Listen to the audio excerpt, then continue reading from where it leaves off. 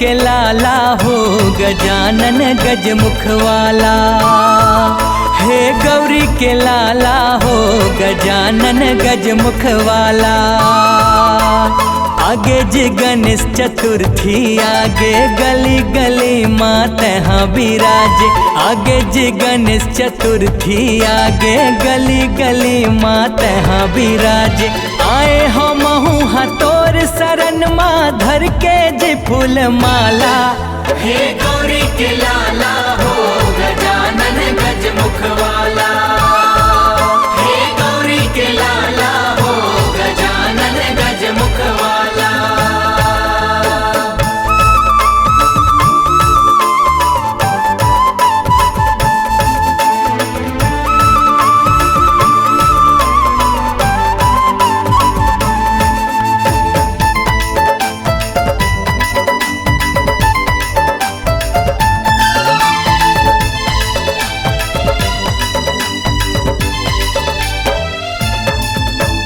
बना के तोर बर छत्र सिंहासन मुसवाओ पर बैठार के।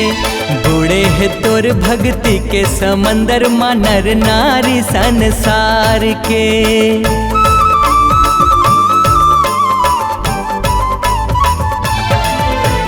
बना के तोर बर छत्र सिंहासन मुसवाओ पर बैठार के। बूढ़े है तोर भक्ति के समंदर माँ नर नारी संसार के। भागे त सबके मन ला भागे गाँव शहर माँ मंगल छागे। भागे त सबके मन ला भागे गाँव शहर माँ मंगल छागे। गावत है जमो झन तोर भजन ला रूप है तोरे निराला। हे गौरी के लाला हो गजानन गजमुख वाला। हे गौरी के लाला हो गजानन गजमुख वाला।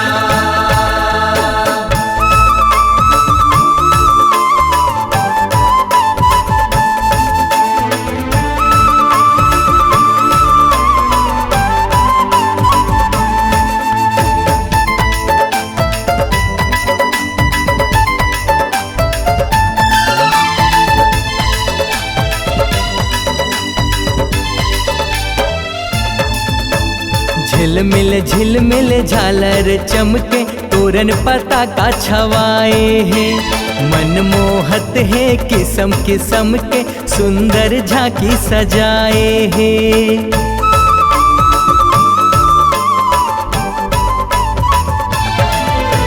झिलमिल झालर चमके तोरन पता का छवाए है। मन मोहत है किस्म किस्म के सुंदर झांकी सजाए है। लागे जी बहुते सुंदर लागे दया माया के फूल ममहागे। लागे जी बहुते सुंदर लागे दया माया के फूल बरसागे। तोर कृपाले सबके जीवन में चंदा सूरज करे उजाला। हे गौरी के लाला हो गजानन गजमुख वाला। हे गौरी के लाला हो गजानन गजमुख वाला।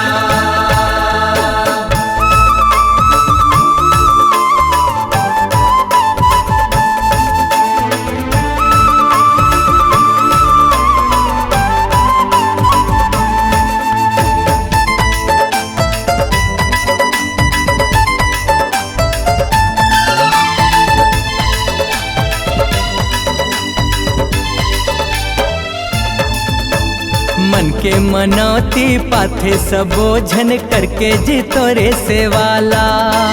56 भोग चढ़ाथे जितोला औ चढ़ावे में वाला।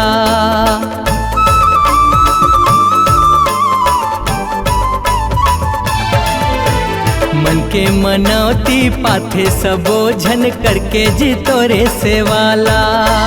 56 भोग चढ़ाथे जितोला औ चढ़ावे में वाला। मांगे जी तोरे दर्शन मांगे जगह जगह माँ मेला भरागे। मांगे जी तोरे दर्शन मांगे जगह जगह माँ मेला भरागे। कांति कार्तिक दास मनोहर के तही हवस रखवाला। हे गौरी के लाला हो गजानन गजमुख वाला। हे गौरी के लाला हो गजानन गजमुख वाला। आगे जी गणेश चतुर्थी आगे गली गली माँ तहाँ विराज। आगे जी गणेश चतुर्थी आगे गली गली माँ तहाँ विराज। आए हम तोर शरण माँ धर के जी फूल माला। हे गौरी